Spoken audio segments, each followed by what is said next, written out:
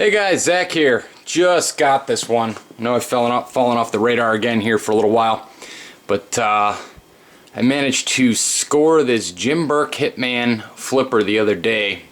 Saturday morning, actually, I think it was, for Monkey Edge, and I knew that right as I picked it up today that I would be doing a video on it to give you kind of my first impressions. Now, this particular knife I actually saw firsthand at the Monkey Edge Monkey Muster 2014. Jim had, I think it was two of these that he had put up that were part of the auction. I believe that both of them were Damascus, though, so they were a little bit more money, even at table price, than these were. And I'm going to be honest with you guys, I have heard of Jim Burke, but I never had a chance to see any of his work in person, and I haven't seen a lot of buzz about him on the forums. That doesn't mean his work is not fantastic. It's just personally I haven't seen much about him. But I knew that the second I handled these knives at the Monkey Muster that I had to try and get one. I put a good deal of myself and my girlfriend's chips in for the lottery for the one version, the one Damascus version they had there. We came up short, so we ended up getting one. We did, if you follow me on Instagram, you'll see that we did end up with the J.W. Smith Frag edition, so we were pretty happy. I was pretty happy with that. But anyway, long story short, these, apparently he made another batch for Monkey Edge, exclusive again with this frag pattern to Monkey Edge. And they started showing us them on Facebook maybe about a week ago, and then last week, about mid-last week, they popped up on the Monkey Edge site. They weren't for sale yet, and Brady had posted on Facebook that they were going to be released at some random time that he felt that he wanted to release them. So a bunch of us at that point got on the notification list so we'd have a quick shot at getting a hold of one of these. And and then when you'd get the email when they were dropped and so on. But what he did was he actually started dropping them Friday night, and he didn't drop them all at once. I'm not sure which one went first. I think one of the blue anodized handle ones went first, and I actually had given up and gone to see a movie with my girlfriend and her kid. We went and saw the Rio. Yeah, I admit it, I was at Rio. I was sitting on the edge though with my phone, sitting on my lap, just kind of waiting to see if an email popped in, and if one did, I was going to run out of this theater and try and buy the knife. Well, one of the ones I had my name in for on the notification was an acid wash blade just like this, but with the more of a natural handle. So booked, basically hauled ass like I was about to shit my pants out of the theater to get outside to get a good signal to actually try and buy, and by the time I got outside it was already gone. And the same thing happened an hour later with the next one and the next one and so on. I got home, started laying in bed, one popped up, ran to my computer because I figured I'd have a better chance for my computer. By the time I got to my computer, it was gone. So I sat around for 2 or 3 hours later, I don't know, till about 1 a.m. Arizona time, to see if there was, at that point, there was 2 left. To see if either of the 2 that were remaining, the two-tone acid washed with the stonewash handle and this one, were to get dropped. And no luck, so I gave up. I said, well, I guess it must not meant to be. I can't stay up any longer. So I went to bed. About 6:30 in the morning, I got an email pop in next to my ear, my phone, that the two-tone one had been dropped. And again, same story. By the time I got to my computer, which was seconds, it was already gone.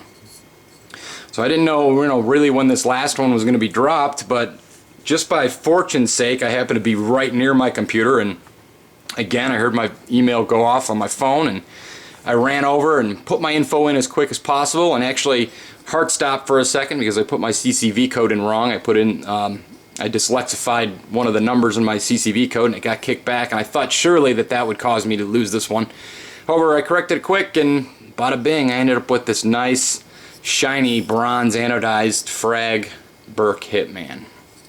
Alright, so hopefully that story isn't too much of a too much of a put off for you guys. I just wanted to kind of share the saga that was trying to score one of these, and these are worth, to me, these are worth trying to spend the time and get a hold of. I'd emailed Jim directly after the Monkey Muster, and I actually never heard back from him, so I assume that he is one of those makers that's just completely backed up and he doesn't actually probably get to his email very often. So I was ecstatic when I saw that Monkey Edge had these coming in. Now, give you a little bit of an overview of this guy. This is about a 4-inch blade, and I think it's about 8.5 inches overall. So it's, you know, again, it's a big knife. But what I really like about it, and what I really liked about it at the show, was simply that it's not very thick. You know, in a market where overbuilt knives seem to be, overbuilt quotey fingers knives seem to be very all the rage right now. Your Dalibors, your Medfords, and you know, all of the other ones that are out there. And I'm not knocking those at all. You know, we all have our own tastes, right? So whatever floats your boat, I'm not going to knock you for getting it. I might not own any, you know, I might not own any severely overbuilt knives, but more of my taste is something a little more pocket friendly. And even though this is a very large knife with a 4-inch blade, it's very slim and it rides really nicely in the pocket.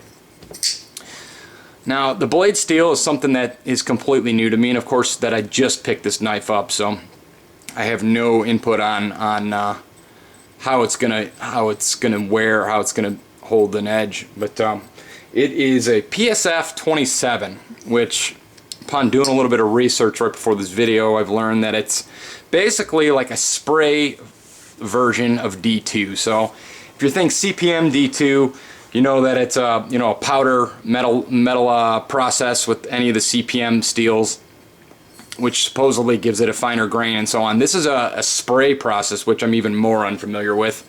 That supposedly gives it a much even finer steel structure. Now, how it is to work with, how it is to sharpen, I have no idea yet. Jim, of course, did I think 6 of these in this steel for Monkey Edge. You can see here his clip. He's got a nice little sort of a sword or dagger cut out of his clip there. Of course, this is a bane of Jim Skelton clip. You know, it's not a sculpted titanium clip. It's just a thin sheet of titanium. Although it is a little bit classed up with this cutout, kind of like Dave Curtis does with his clips. And to me, that's fine. I am not personally. While I can understand wanting a sculpted clip, and I have knives that have sculpted clips, and they're great, but it's not. The clip is never a deal breaker on a knife for me. And this one especially. So let's stop dicking around here too much and give you some video of the action. Of course, it just flips right out, no problem. Middle finger. I'm not too good of a pinky flipper, but it flips right out. I mean, it's got one of those Goldilocks detents on it, where it's not too hard, it's not too soft. You know, the blade doesn't come flying out on you. You know, there's no detent play right here if you put a little try to preload the flipper at all, and it just flies right out. It's absolutely perfect in every way. You can see here on this side, he's got the Hinderer style over travel disc. And all of the ones that I saw had this Hinderer style disc and similar clip. Of course, the Frag pattern is just gorgeous. You've got a geared titanium backspacer.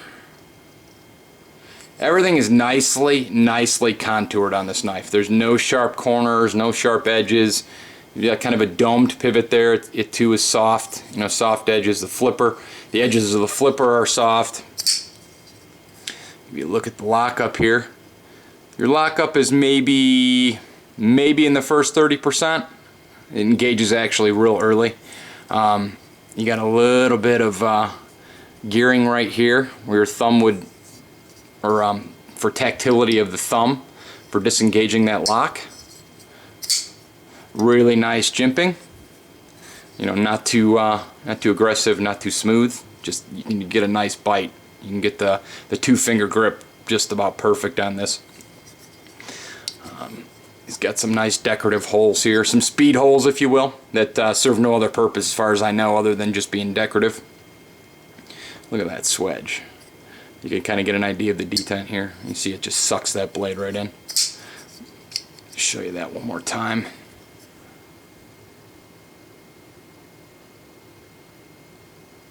Of course, this knife does ride on bearings, of some sort. I'm not sure. I assume that they're caged bearings, so you don't have a IKBS logo on here anywhere unless it's hidden and I'm not seeing it. So I assume that they're actually caged bearings. They're in there, and it is very, very smooth, of course, as you would expect with a bearing knife. That you can actually. This seems to be all the rage with collectors, where they want to see if the knife can close on its own without any help, and you can see that it does. That is never an issue to me with knives, but some people are extremely picky about certain things. They want to choose their battles and find what they want to be picky about. You can see the lockup here if I can get it to focus. You can see the engagement on the blade is actually very early where it's worn in there. Very, very, very nice piece of work. Just so ecstatic. And I ended up getting the very last one at about right around 7 a.m. Mountain Standard Time, Arizona time. This one dropped, and so I just ran up to Monkey Edge this afternoon and picked it up. I guess I was the only guy in town that got one because nobody was. He brought this one out without me even telling him his name. I was the only one that had mine as in-store pickup. So yeah, it went right in the pocket, and I carried it home, and I'm just going to go right back in the pocket afterward. This is actually the first piece in my collection that is bronze anodized. So it was one of the top two that I'd wanted to, when I first saw these pop up. It was between this one and the acid washed with the kind of the natural tie handles with the blue accents, the blue it had blue screws and blue pocket clip. But couldn't be happier. And really, at one point I would have settled for any of them, but being that this was one of my top two, it kind of almost felt like it was meant to be. Anyway, just wanted to give you guys a quick overview and quick look of at the Jim Burke Hitman. If I ever do manage to hear back from Jim, I'm going to see if I can get on his books and see if I can get, maybe another plain Hitman or maybe one of his other models. Like I said, I really haven't given him too much of a look, but I will definitely be looking at more of his work going forward. Maybe I'll catch up with him at Blade Show if he's there this year. Anyway, guys, thanks for watching. Hopefully you enjoyed the video, and don't hate. Don't hate if you weren't able to get one, or if I beat you out on this one. I apologize. I've had a few folks already kind of offer me, make me offers on this. I don't generally buy knives to flip them, and generally the ones I go after I hold on to, and that's the case with this one unless I need the money.